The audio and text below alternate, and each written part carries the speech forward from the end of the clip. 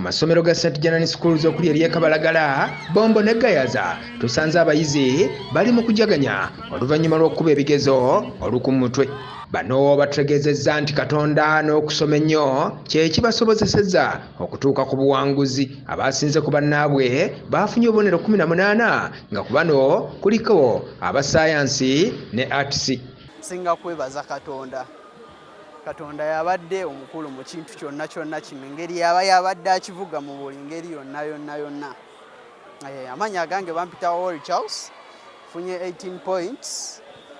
Era kimanyi mpise ne gavumenti ako nja kafuna inshallah. Erinnya lyange yenze Lukwago Ibrahim Mukisa, ndi musanyufu nnyo era njagala kwebaza Katonda eyansobozesezza okukola obubonero 16. Mbadde nkola DEG, Divinity, Entrepreneurship ne Geography. Nenebaza Mukama, ndi musanyufu nnyo ku lw'abasomesa baffe.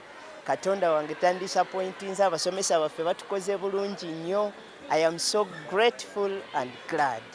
Abasomesa nabo batubuulidde ekibatuusizza ku buwanguzi ng'ekimu ku byo kwe kuba abavumu n'okusomesa ennyo kwessa essaala za Katonda. Erinnya Mwebe Emmanuel, eri teacher Janan Schools. Twebaza Katonda kubanga yatusobozesezza ebibuzo byaffe okudda ng'abaana bayitidde waggulu nnyo. Abaana baffe abasinze bafunye points 18 mu arts n'owa sciences. Owa sciences adde akola PCM points 18, ayitibwa Oli Charles. Owa arts ayitibwa Oni yafunye points 18. N'olwekyo tuli basanyufu nnyo. Twebaza abazadde, mwebale kuwagira Janan Schools, n'abaana baffe mwebale kukola ne mutaswaza.